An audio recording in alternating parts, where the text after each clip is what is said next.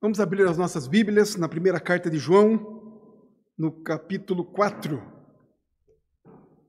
1 João, capítulo 4.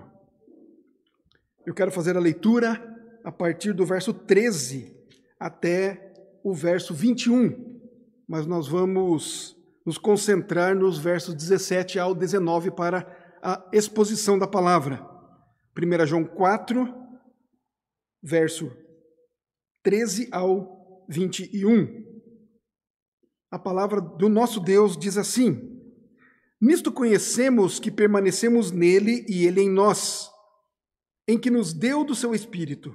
E nós temos visto e testemunhamos que o Pai enviou o seu Filho como Salvador do mundo. Aquele que confessar que Jesus é o Filho de Deus, Deus permanece nele e ele em Deus. E nós conhecemos e cremos no amor que Deus tem por nós. Deus é amor.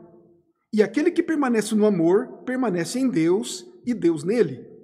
Nisto é aperfeiçoado em nós o amor, para que no dia do juízo mantenhamos confiança, pois segundo ele é, também nós somos neste mundo.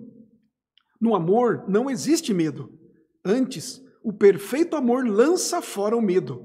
Ora, o medo produz tormento. Logo, aquele que teme não é aperfeiçoado no amor. Nós amamos porque ele nos amou primeiro. Se alguém disser amo a Deus e odiar a seu irmão, é mentiroso. Pois aquele que não ama seu irmão a quem vê, não pode amar a Deus a quem não vê. Ora, temos da parte dele este mandamento, que aquele que ama a Deus, ame também a seu irmão. Senhor, obrigado por tua palavra, pois ela é viva, ela é atual, ela edifica, ela sara, ela cura, ela traz confiança, ela nos dá e aumenta a nossa fé. Enfim, ó Deus, ela revela o Senhor, o seu amor, a sua presença, o seu cuidado, o seu interesse genuíno sobre nós.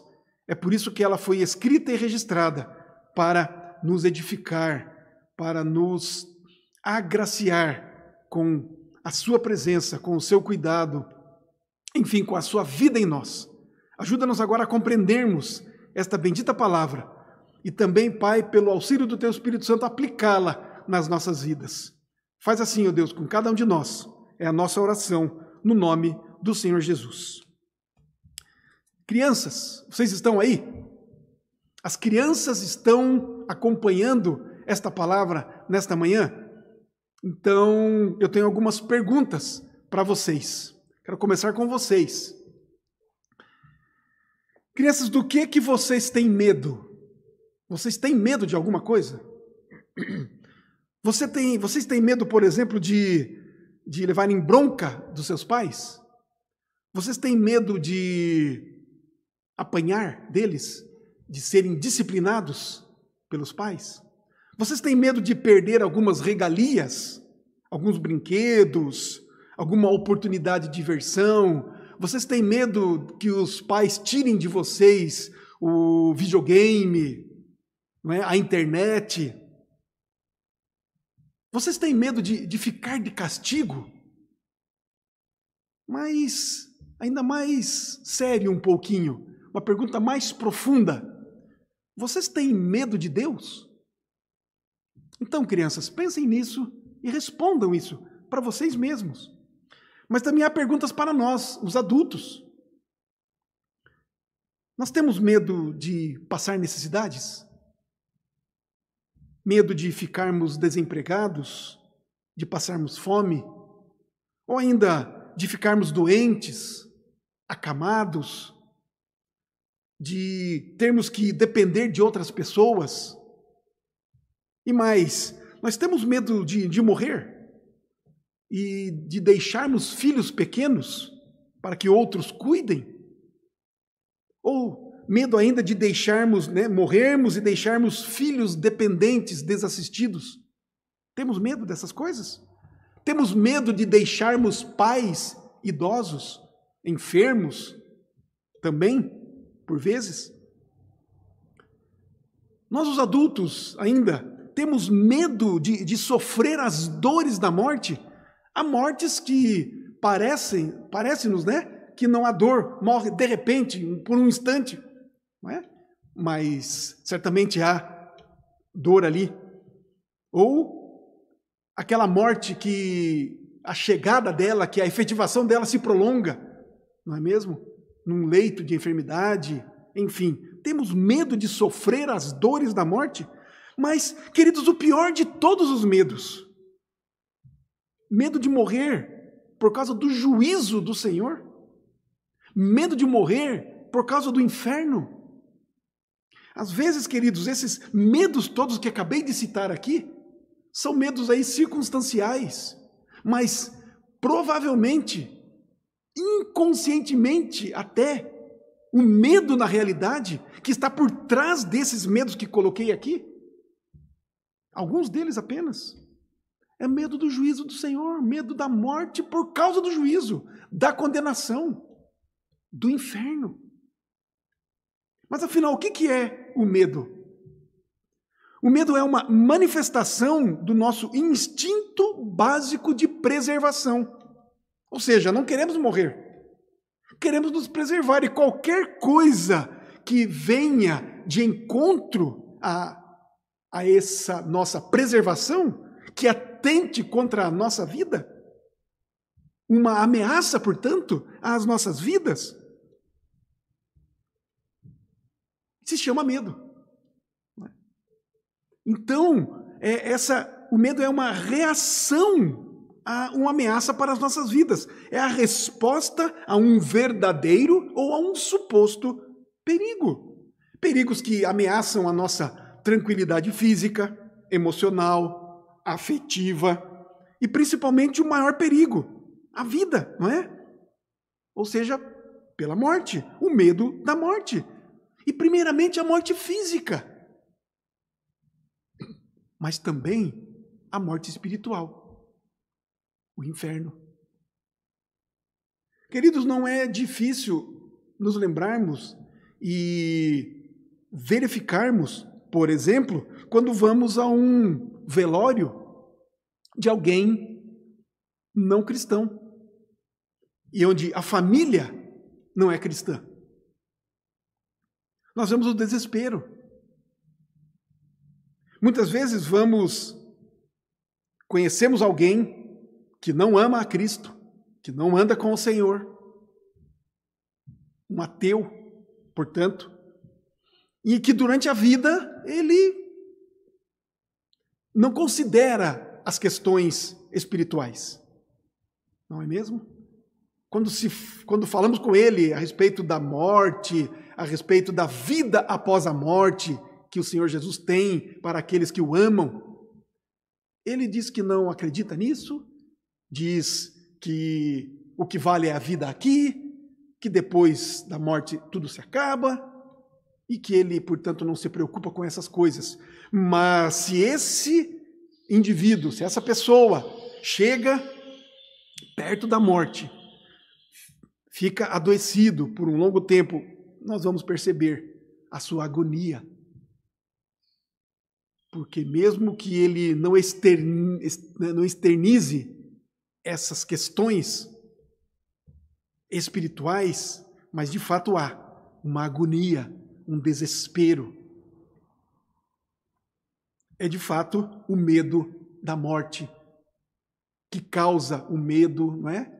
Portanto, depois disso do juízo, o medo do inferno. Nesse texto que nós acabamos de ler, o apóstolo João ele fala sobre como vencermos esse medo.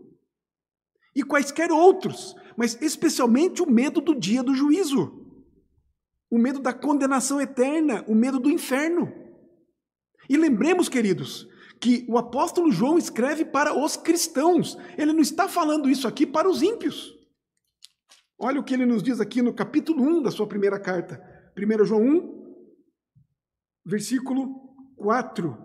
Estas coisas, pois, vos escrevemos para que a nossa alegria seja completa. Ele escreve estas coisas para nós, os cristãos. Escreveu lá para os seus primeiros leitores.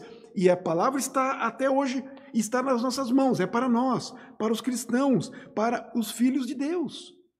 Portanto, nós cristãos podemos ter medo destas coisas. E o medo, queridos, é causado por causa do pecado. Em Gênesis 3:10, naquele registro de Moisés a respeito da queda do homem, Moisés escreve assim em Gênesis 3:10. Ele respondeu: ouvi a tua voz no jardim, e porque estava nu, tive medo e me escondi. Esta foi a palavra que Adão deu a Deus quando Deus foi procurá-lo, como fazia todos os dias na viração, ia se encontrar com Adão e Eva. E nesse dia, Deus foi, então, procurar Adão, não é? A pergunta de Deus, onde você está, Adão, não era porque não sabia onde Adão estava, mas a pergunta era para, de fato, provocar, não é, a consciência de Adão por causa do seu pecado. Então, Adão e Eva, com essa atitude de se esconderem, eles demonstraram vergonha, remorso, culpa e medo. Eles tiveram o entendimento do pecado, da desobediência cometida e a consciência de que a palavra de Deus seria cumprida, ou seja, eles seriam mortos. Gênesis 2:16-17. Deus havia dito para eles algumas coisas, especialmente isto. Gênesis 2:16-17 diz assim: e o Senhor lhe deu esta ordem: de toda árvore do jardim comerás livremente, mas da árvore do conhecimento do bem e do mal não comerás, porque no dia em que dela comeres, certamente morrerás. No ato do pecado de Adão, no momento em que ele come do fruto que Eva já havia comido e lhe dado, lhe veio a consciência, lhe veio a lembrança da ordem de Deus e a consciência do seu pecado, da sua desobediência. Adão e Eva, queridos, então sofreram as consequências do seu pecado e imediatamente morreram espiritualmente quando eles foram expulsos do jardim, figurando então a separação da presença de Deus. E também morreram ou morreriam fisicamente, pois não muito tempo depois eles morreriam. Apesar de nós olharmos, né, no texto de Gênesis, dizendo que Adão viveu 900 e tantos anos, mas para quem poderia viver a eternidade, 900 anos não é nada. Eles morreriam um tempo depois, fisicamente também. Portanto, queridos, as consequências da desobediência deles afetam toda a humanidade até os dias de hoje. Todas as pessoas morrem. A única pessoa que não morreu que temos notícia, não é? Pelo menos não está declarado, registrado nas Escrituras, mas foi Enoque, não é mesmo? Diz-nos as Escrituras que Deus o tomou para si. Então, desconfiamos ali de que de fato ele não morreu. Por quê, queridos? Porque a morte é a punição de Deus por causa do pecado. E alguns podem dizer assim: ah, mas eu não tenho nada a ver com Adão e com Eva. Foram eles que pecaram. Queridos, a prova de que somos pecadores é que morremos. Deus pune o pecado com a morte. É por isso que as pessoas morrem, porque elas pecam, porque são pecadoras. Nascemos pecadores por conta do pecado de Adão, obviamente, do primeiro casal. Mas nós pecamos. Nascemos em pecado, diz Davi no Salmo. Em pecado me concebeu minha mãe. Nascemos em pecado. Mesmo porque até mesmo crianças morrem. Crianças recém-nascidas morrem. Crianças que nascem e dão um suspiro de vida ao sair do ventre e morrem. Não tiveram tempo de pecar conscientemente com nada. Morrem porque nascem em pecado. E a morte é a punição de Deus por causa do pecado. Queridos, portanto, todo e qualquer tipo ou intensidade de medo que venhamos a manifestar publicamente ou mesmo no mais profundo do nosso íntimo, na realidade, reflete, mesmo que não tenhamos essa consciência, o medo do juízo de Deus, do inferno. O medo de morrer nada mais é do que o medo do juízo de Deus. Deus sabe disso. E por conhecer, e especialmente conhecer o seu povo, é que ele inspirou João a escrever essas palavras. E então, nos versos 7 ao 21, eu li do 13 ao 21, mas dos versos 7 ao 21, João registra o motivo para não termos medo da morte. E a razão principal é a de que Deus é amor. Este é o assunto que João registra nesses versos 7 ao 21. Nesses versos, queridos, João descreve 5 razões porque nós, os cristãos, devemos amar. Deus é amor e ele nos ensina, nos mostra porque também nós devemos amar. Nos versos 7 e 8 aqui de 1 João 4, por que devemos amar? Porque Deus é amor. Se Deus é amor, nós também devemos amar. No verso 9, diz que devemos seguir o exemplo supremo do amor sacrificial de Deus ao enviar seu Filho por nós. Por que devemos amar? Porque devemos seguir o exemplo do próprio Deus. Devemos ser imitadores de Cristo, diz-nos a palavra. Cristo amou, devemos amar. No versículo 12 diz, porque o amor é a essência do testemunho cristão. Nós provamos para nós mesmos e provamos para quem quer que seja. Testemunhamos que de fato somos cristãos quando amamos. Por isso devemos amar, para testemunharmos do verdadeiro cristianismo, para vivermos e mostrarmos que entendemos, reconhecemos, conhecemos a Deus e, portanto, amamos o próximo. Os versos 13 ao 16, por que devemos amar? Porque somos amados por Deus e porque o amor é a segurança de todo cristão.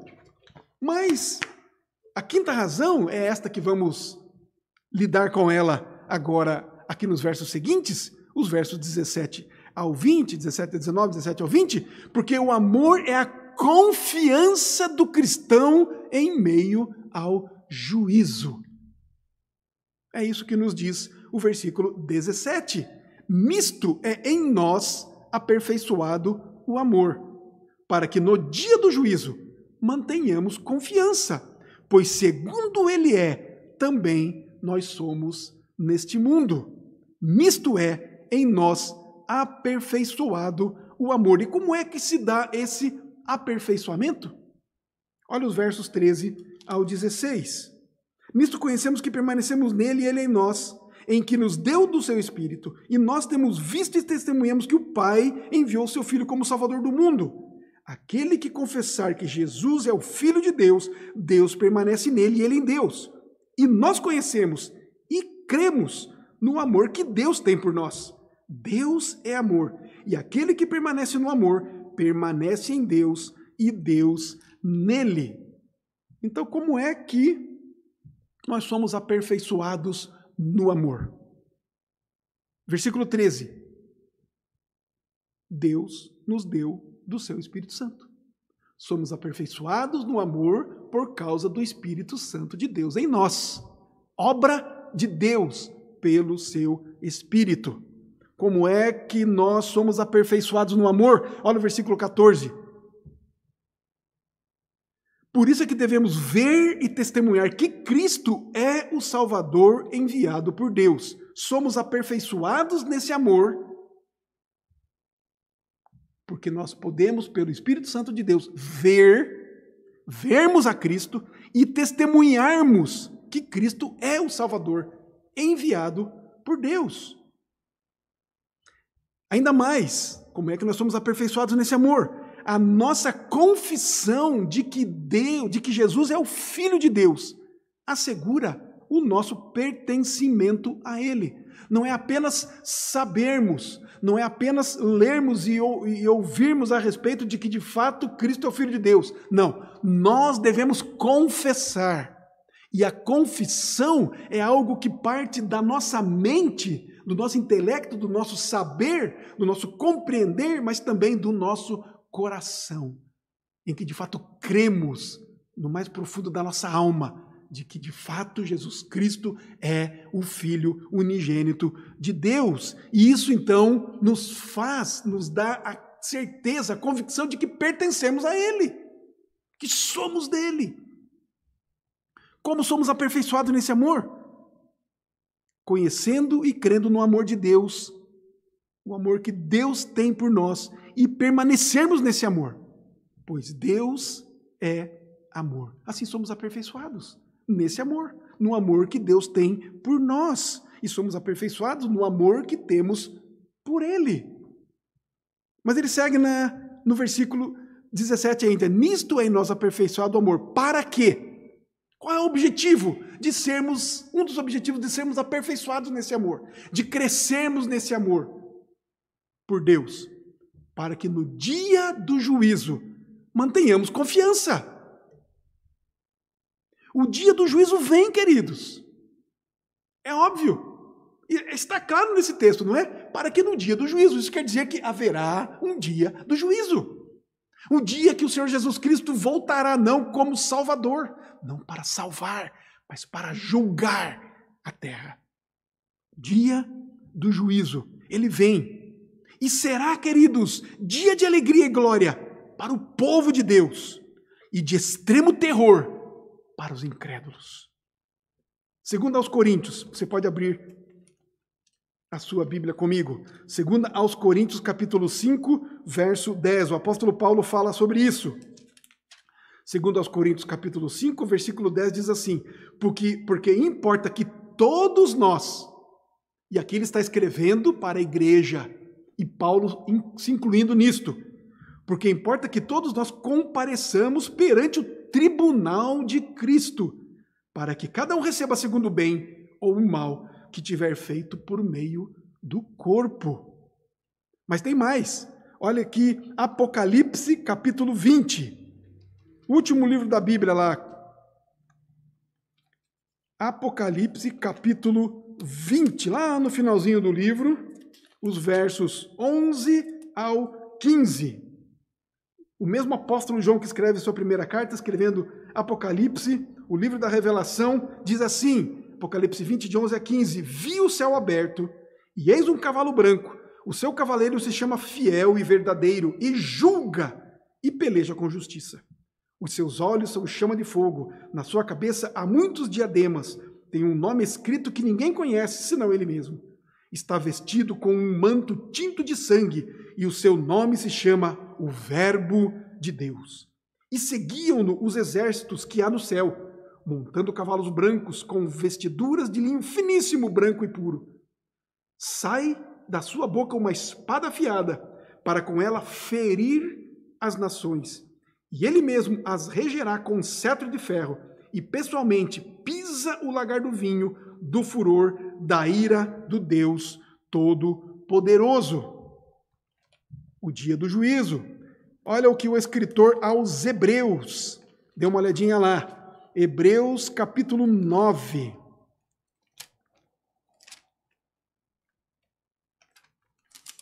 Hebreus, capítulo 9, os versos 27 e 28. Hebreus 9, 27 e 28 nos dizem assim: e assim como aos homens está ordenado morrerem uma vez só, vindo depois disso o juízo. Assim também Cristo, tendo se oferecido uma vez para sempre para tirar os pecados de muitos, aparecerá segunda vez, sem pecado, aos que o aguardam para a salvação. Porque tem aqueles que não aguardam nada, não aguardam a salvação porque não são cristãos, e não aguardam nem a perdição, porque não sabem, porque não se atentam, porque não se dão conta, porque não se preocupam com essas coisas. Mas virá o dia do Senhor, o dia do juízo. E por último, o próprio Senhor Jesus falou a respeito. E Mateus descreveu isso, registrou isso. Mateus capítulo 25. Mateus capítulo 25, do verso 31 ao 46. Eu não vou ler todo esse texto, mas apenas alguns aqui. Mateus 25, verso 31. Quando vier o Filho do Homem na sua majestade, e todos os anjos com ele, então se assentará no trono da sua glória, e todas as nações serão reunidas em sua presença, e ele separará uns dos outros, como o pastor separa dos cabritos as ovelhas, e porá as ovelhas à sua direita, mas os cabritos à sua esquerda. Então, lá agora no versículo 44, depois você pode ler o restante a seguir ali do verso 31, mas no 44, aqui no capítulo 25, diz assim: e eles lhe perguntaram, Senhor, quando foi que tivemos fome, com sede, forasteiro, nu, enfermo ou preso, e não te assistimos? Então lhes responderá, em verdade eu vos digo que sempre que o deixastes de fazer a um destes mais pequeninos, a mim o deixaste de fazer. E irão estes para o castigo eterno, porém os justos para a vida eterna. Essas últimas palavras de Jesus aqui neste texto nos ensinam o seguinte, o que João tem ensinado para nós aqui nos versos que estamos acompanhando aqui na sua carta em 1 João, é que aqueles que amam o próximo, aqueles que amam o seu irmão, eles farão a obra de Cristo. Aqueles que não amam os irmãos, aqueles que não amam o próximo, não fazem a obra de Cristo, as obras de Cristo. E estes então irão para o castigo eterno. Porém, os justos, que são aqueles que amam ao Senhor, amam aos irmãos, os justos que são declarados justos pelo próprio Cristo, estes irão para a salvação, estes irão para o céu de Deus.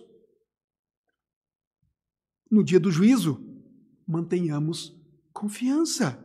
O dia do juízo vem. O que é que nos dá essa confiança de que estaremos em paz no dia do juízo? Olha o verso, agora indo lá para 1 João, voltando para lá, capítulo 4, é o finalzinho do verso 17. Eu quero ler todo o verso. Novamente, nisto é em nós aperfeiçoado o amor, para que no dia do juízo mantenhamos confiança, pois segundo ele é, também nós somos neste mundo. Então, a pergunta é essa: o que é que nos dá essa confiança? De que estaremos em paz no dia do juízo? Pois segundo ele é, também nós seremos neste mundo. Jesus é o Filho de Deus. E aqui nesta terra, em quem o Pai tinha muito prazer, este é o meu Filho amado, em quem tenho prazer. Não é isso que o próprio Senhor, com a voz, falou a respeito do seu Filho Jesus Cristo? Também somos filhos de Deus e objetos de sua graciosa bondade. Portanto, assim como Jesus chamava Deus de Pai, nós também podemos chamá-lo, pois fomos aceitos no amado, conforme Paulo registra em Efésios, capítulo 1, verso 5. Abra lá sua Bíblia, Efésios, capítulo 1, verso 5. Olha aqui, olha o que nos diz. Eu quero ler até os versos 3 e 4 e o 5 também, olha lá. Bendito Deus e Pai de nosso Senhor Jesus Cristo, que nos tem abençoado com toda sorte de bênção espiritual nas regiões celestiais em Cristo. Nós já estamos lá. Assim como nos escolheu nele, em Cristo, antes da fundação do mundo. Para quê? Para sermos santos e irrepreensíveis perante ele. E em amor, é por causa do amor dele, e em amor, nos predestinou para ele, para a adoção de filhos, por meio de Jesus Cristo, segundo o beneplácito de sua vontade. Somos filhos. É por isso que podemos chamá-lo de Pai. É por isso que podemos nos relacionar com Deus como Pai e Filho. Porque somos, como Cristo, filhos de Deus. Portanto, queridos, a nossa confiança, quando o dia do Senhor chegar, o dia do juízo chegar, está no mesmo amor que Deus tem por Cristo. Ele tem por nós, pois somos também por adoção seus filhos legítimos. O Evangelho segundo João, capítulo 1, versículo 12, nos diz assim: mas a todos quantos o receberam, deu-lhes o poder de serem feitos filhos de Deus, a saber, aos que creem no seu nome.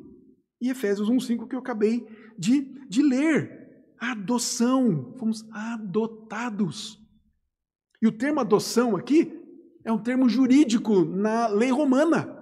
Ou seja, aquele filho que era, e como acontece nos nossos dias, a nossa lei, ela vem de muitos princípios da lei romana. A lei aqui no Brasil e a lei em muitos lugares do mundo. Então, um filho, quando ele é largado, deixado, enfim, e uma família o adota, não é? Ele se torna, então, um filho legítimo, com todos os direitos dos demais filhos, se o casal tiverem outros filhos, como legítimos. Da mesma maneira, tem todos os direitos. Portanto, nós temos os mesmos direitos que Cristo. Direitos de filiação. Cristo era o Filho de Deus. Nós fomos feitos filhos de Deus. Então, por isso, podemos ter segurança, confiança no dia do juízo, porque temos o amor de Deus sendo aperfeiçoado em nós e porque somos filhos de Deus, adotados, estamos no seio de Deus, somos da família de Deus, somos filhos de Deus, assim como Deus cuida do seu Filho Jesus Cristo, cuida de nós também. Olha o verso 18, caminhando um pouquinho mais. 1 João 4, versículo 18, nos diz assim a palavra: no amor não existe medo. Antes, o perfeito amor lança fora o medo. Ora, o medo produz tormento. Logo, aquele que teme não é aperfeiçoado no amor. O medo que João está falando aqui é o medo do dia do juízo. É o medo do inferno. É o medo da condenação. Mas ele afirma, no amor não existe medo. Antes, o perfeito amor lança fora o medo. O amor que produz confiança, como acabamos de ver, elimina o medo. Portanto, queridos, não é possível louvarmos a Deus, o reverenciarmos e nos achegarmos a Ele com amor e, ao mesmo tempo, com medo. Por quê? Porque o perfeito amor lança fora o medo. Queridos, não é o nosso perfeito amor, mas o perfeito amor de Deus. O nosso amor por Deus não é perfeito, mas o dele por nós é. E ele só deu do seu Espírito Santo àqueles a quem ele ama, desde a eternidade. Romanos 8, os versos 15 ao 17. Olha o que o apóstolo escreve àqueles cristãos de Roma.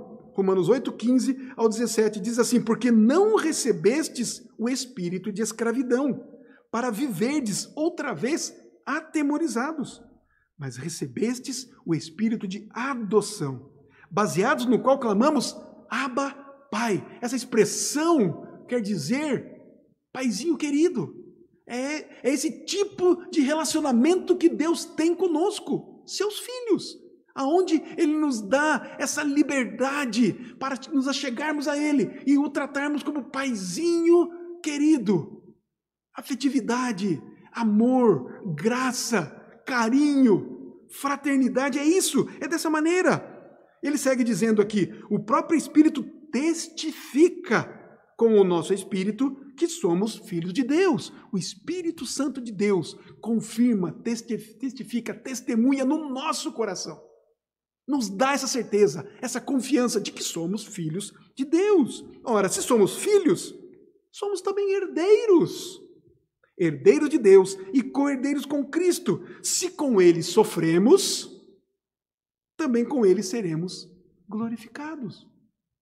Se sofremos com Cristo, se fomos sepultados, se morremos com Cristo, se fomos sepultados com Cristo, também com Cristo ressuscitaremos. Seremos com Ele também glorificados. Queridos, por conta disso, devemos ter a ciência, o entendimento, a compreensão de que estamos plenamente, ou de que somos plenamente identificados com Cristo.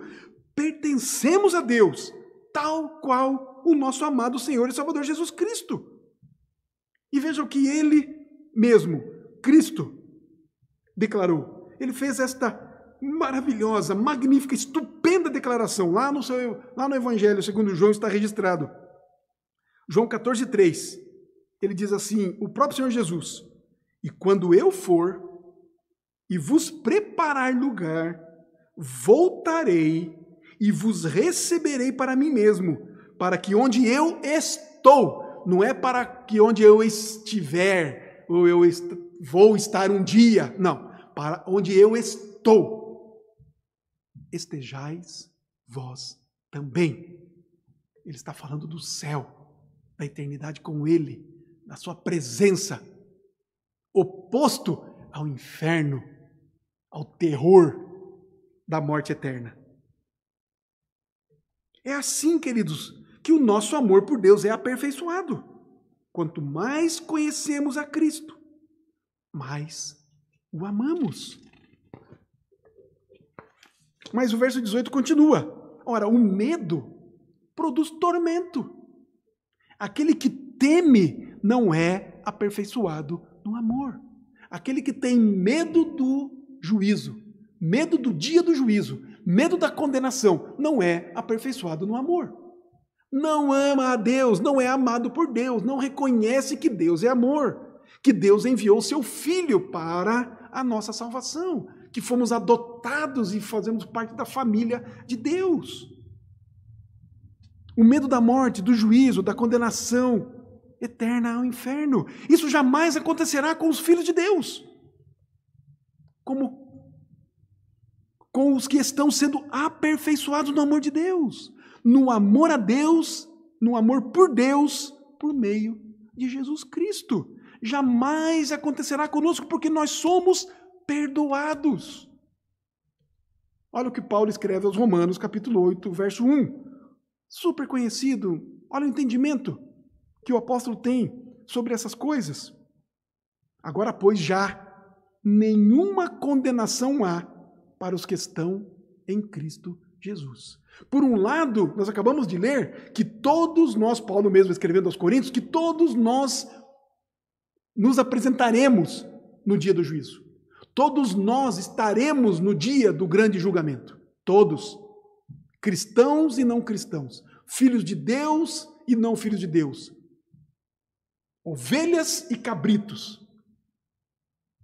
Mas Paulo diz aqui, agora já nenhuma condenação. Uma coisa é o julgamento, outra coisa é o resultado do julgamento, do juízo. Agora, pois, já nenhuma condenação há para os que estão em Cristo Jesus. Estamos em Cristo, queridos, porque Ele, na cruz do Calvário, pagou o preço dos nossos pecados e com o seu sangue nos comprou para Deus. Mas, para quem não ama a Cristo, o que lhe resta é a terrível e a atormentadora realidade do inferno. O inferno é real. O dia do juízo virá. A condenação para os que não creem em Cristo será inapelável. E o inferno será a casa, será o lugar de tormentos eternos para aqueles que não creem em Cristo Jesus. Olha o que nos diz Lucas. Está registrado em Lucas, capítulo 16, versos 23 e 24. No inferno, levanta em tormentos oferece os olhos e viu ao longe a Abraão e Lázaro no seu seio. Então, clamando, disse: Pai Abraão, tem misericórdia de mim e manda a Lázaro que molhe em água a ponta do dedo e me refresque a língua, porque estou atormentado nesta chama. Essa aqui é a história, o evento que Jesus conta a respeito de Lázaro e daquele rico, Lázaro pobre e o rico, enfim, que morreram, e Lázaro foi para o céu e o rico foi para o inferno. Isso não quer dizer que os pobres todos irão para o céu e os ricos irão para o inferno. Não é isso que Jesus está dizendo. O que Jesus está mostrando aqui é aqueles que conhecem a Jesus e são, portanto, pobres de espírito, amam a Jesus, não é? São humildes de espírito. Basta vermos as descrições a respeito de pessoas assim, né? Das almas dos homens assim, lá em Mateus 5, no Sermão do Monte. Não é? Bem-aventurados os humildes de espírito, bem-aventurados os misericordiosos. Enfim, aquelas lá são as descrições de Lázaro, por exemplo, deste pobre de espírito aqui. E o rico foi colocado aqui como aquele soberbo, não é mesmo? Aquele que não se coloca como não dependente de nada, aquele que gere a sua vida por si só. Enfim, não olha para Deus, não busca Deus, põe a sua confiança em si e nas suas riquezas e nas suas coisas. Enfim, podemos entender isso, eu creio que muito facilmente. Então, estas palavras que Lucas registra aqui, falando então a respeito disso. No inferno levanta em tormentos, oferece os olhos e viu ao longe a Abraão e Lázaro no seu seio. Ou seja, esse rico está no inferno, ele olha para o céu e ele clama ao pai Abraão, dizendo: tem misericórdia de mim.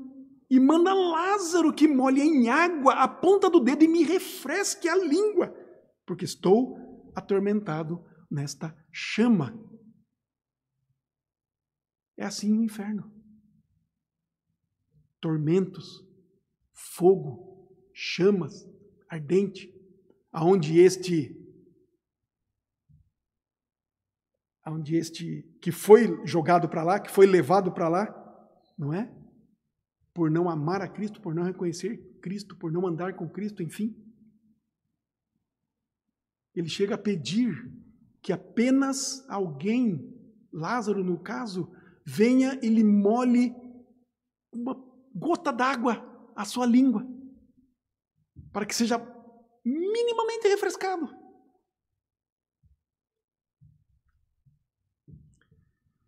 Ora, o medo produz tormento. Logo, aquele que teme não é aperfeiçoado no amor. Medo produz pavor. Pavor da condenação, do inferno. Pavor do juízo de Deus. Pavor do inferno. Versículo 19. Nós amamos porque Ele nos amou primeiro. Foi Deus quem tomou a iniciativa de nos amar. Ninguém é capaz de ir em direção a Deus por conta própria. Nós amamos porque Ele nos amou primeiro. Nós amamos a Deus porque Ele nos amou primeiro. Nós amamos e podemos amar, portanto, o próximo porque Deus nos amou primeiro. Porque Deus não apenas deu um testemunho, mas Ele nos amou de fato e de verdade. Ninguém, portanto, é capaz de ir em direção a Deus, de amar a Deus por conta própria. E há uma única razão para isso. João fala aqui no versículo 10 deste capítulo 4, da sua primeira carta, 1 João, capítulo 4, versículo 10. Nisto consiste o amor. Não em que nós tenhamos amado a Deus, mas em que Ele nos amou e enviou seu Filho como propiciação pelos nossos pecados. Porque é que nós não podemos tomar a iniciativa, não tomamos a iniciativa de irmos a Deus, de amarmos a Deus, por causa dos nossos pecados. Porque somos pecadores. É por causa disso. Esta é a razão. Jamais qualquer um de nós poderia sequer mover um olhar para Deus, se Ele mesmo não tivesse vindo ao nosso encontro, pois somos pecadores E pecadores estão espiritualmente mortos por causa dos seus pecados. E mortos não amam a Deus. Queridos, mortos sequer falam, não é mesmo? Mortos não ouvem. Mortos não tomam a iniciativa nenhuma, muito menos de se dirigir a Deus, pois estão mortos para Deus. Então, qual é a solução? Vamos lá para Efésios, capítulo 2. Efésios, capítulo 2. Olha os versos 4 e 5. Qual é a solução? A primeira nós já vimos, não é? Aqui Paulo apenas confirma isto. Deus toma a iniciativa. Nós amamos porque Ele nos amou primeiro. Mas Efésios 2, versos 4 e 5 diz assim, a solução é esta, mas Deus, sendo rico em misericórdia, por causa do grande amor com que nos amou, olha aí a iniciativa de Deus novamente, e estando nós mortos em nossos delitos, nos deu vida juntamente com Cristo. Pela graça sois salvos. Aqui o que Paulo escreve, ele amplia um pouco mais, ele explica um pouco melhor ainda o que João está dizendo. Nós amamos porque Ele nos amou primeiro. Voltando lá para 1 João capítulo 4.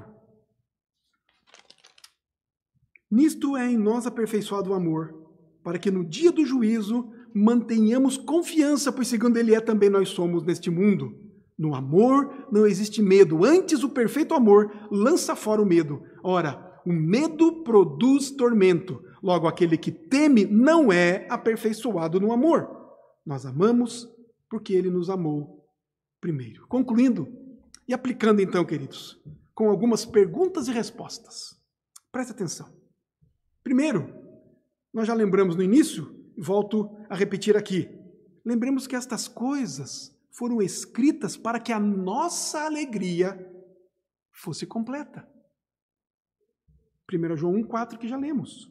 O entendimento, a alegria e o consolo dos filhos de Deus. É por isso que foi escrito isto. Não é para todos. É só para os que creem. Confiança diante do juízo é para os que creem no amor de Deus, que somos filhos de Deus. Como temos, queridos, certeza de que Deus nos ama, segundo o que João escreve aqui? Como temos certeza de que Deus nos ama? Olha o versículo 9. Nisto se manifestou o amor de Deus em nós. Amor prático, manifestado, real, vivo, verdadeiro. Nisto se manifestou o amor de Deus, em haver Deus enviado seu Filho unigênito ao mundo, para vivermos por meio dele. Como é que temos a certeza que Deus nos amou? Porque Ele enviou Jesus Cristo, seu Filho unigênito, para morrer no nosso lugar. Esta é uma certeza que devemos ter, de que de fato Deus nos ama. Terceiro lugar, queridos, a terceira pergunta: como é que o amor de Deus por nós é aperfeiçoado? Versículo 12, 1 João 4, 12. Ninguém jamais viu a Deus. Se amarmos uns aos outros, Deus permanece em nós, e o seu amor é em nós aperfeiçoado. Como é que na prática nós podemos saber, ou nós podemos ter o nosso amor por Deus aperfeiçoado, e o amor de Deus aperfeiçoado em nós? Como? Quando nós amamos o nosso irmão, quando nos amamos uns aos outros. E João vai dizer nessa mesma carta: queridos, não amemos apenas de palavra, mas de fato e de verdade. Amemos com atitudes práticas. Devemos orar pelos nossos irmãos? Isso é prova e demonstração de amor? Sim, mas devemos ir além. Devemos praticar, vivenciar esse amor prático de uns para com os outros. Assim, o amor de Deus vai sendo aperfeiçoado em nós, e o nosso amor vai sendo aperfeiçoado nele. Quarto lugar, quarta pergunta e resposta. Como demonstramos na prática o nosso amor por Deus? Acabei de falar do versículo 12, mas também os versos 20 e 21. Se alguém disser, amo a Deus, e odiar a seu irmão, é mentiroso.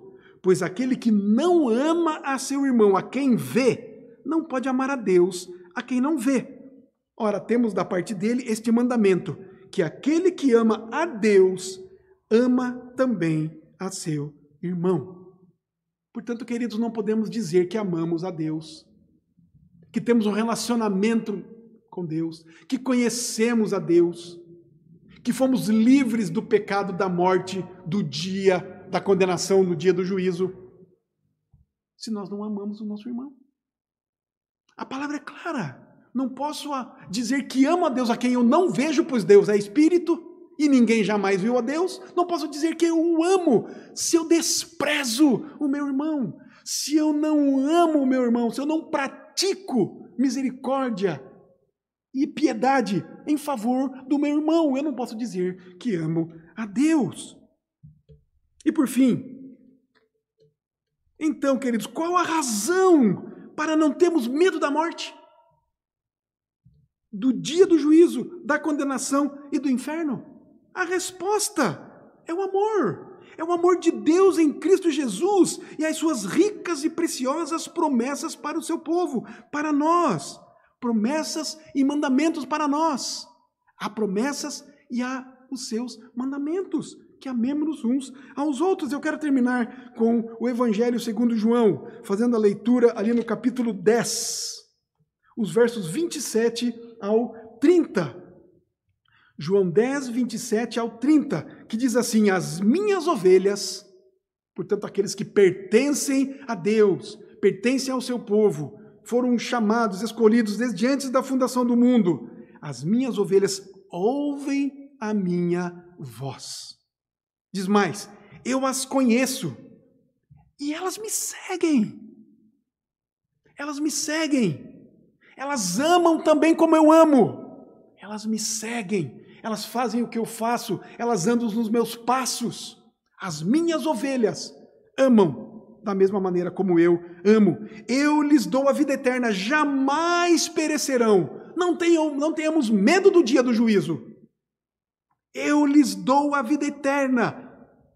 Não terão a morte eterna, o tormento eterno. Não, eles dão a vida eterna. Jamais perecerão. E ninguém as arrebatará da minha mão. Aquilo que meu Pai me deu é maior do que tudo. E da mão do Pai, ninguém pode arrebatar. Eu e o Pai, diz Jesus, somos um. Esta é a razão para não termos medo da morte, medo do juízo de Deus, medo da condenação, medo do inferno. Deus é amor e nos deu o seu Filho. E esta é a confiança que temos. Que o Senhor nos ajude, pelo seu Espírito, a gravarmos esta palavra no mais profundo da nossa mente, do nosso coração, do nosso ser. E assim, vivamos alegremente, esperando aquele dia, o dia do Senhor, com alegria, com fé, com confiança, com a certeza de que estaremos com Ele, como suas ovelhas, seremos separados para a direita, e dali então, eternamente, viveremos com o nosso Senhor, para a glória do nosso Deus, para a nossa alegria. Assim seja, no nome do nosso Senhor Jesus. Amém? Vamos orar.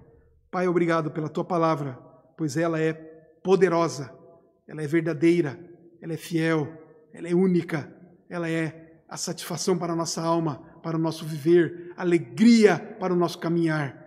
Obrigado, Pai, porque o Senhor nos ama, porque o Senhor tomou essa iniciativa e agora podemos amá-lo também e podemos exercitar e crescer neste amor, sermos aperfeiçoados neste amor por causa do Senhor mesmo, no Senhor mesmo, pela ação poderosa do Teu Santo Espírito em nós, por causa de Cristo, o amado da nossa alma. Aleluia! Louvado seja o Teu santo e bendito nome. Dá-nos essa graça, Pai, de compreendermos isso, de tomarmos posse disso, de termos a certeza disso dia a dia, de que o Senhor nos ama, de que somos os teus filhos e de que assim também, ó Deus, por graça, pelo poder do Senhor, podemos e devemos amar o nosso irmão, o nosso próximo, e assim vamos sendo aperfeiçoados do nosso amor, e a nossa confiança e a nossa certeza no Senhor, na vida eterna contigo, vai sendo cada vez mais firmada no nosso coração, na nossa alma, no nosso viver. Muito obrigado, Pai, por esta palavra. Muito obrigado pelo consolo do Senhor, do Teu Santo Espírito, como em tempos de dificuldades que temos vivido, como na questão da vida eterna, da eternidade, o Senhor tem cuidado de cada um de nós. É a nossa gratidão, é a nossa oração. E assim queremos nos colocar diante do Senhor, nos consagrando ao Senhor ainda mais a cada dia. E assim, amando o nosso irmão, amando ao Senhor, para a tua glória, para a nossa alegria, orando assim no nome santo, bendito, precioso, grandioso, maravilhoso nome do nosso Senhor e Salvador Jesus Cristo. Amém. Que a graça e a paz do nosso Senhor e Salvador Jesus Cristo, o amor de Deus, do nosso eterno e amado Pai, e as consolações, a presença, a vida e virtudes do Espírito Santo do Senhor estejam conosco, povo de Deus, em todos os lugares, em toda a terra, hoje e para todo sempre. Amém. Que você tenha um bom dia na presença do Senhor, que você tenha uma boa semana na graça e na paz do nosso Senhor e Salvador Jesus Cristo. Amém.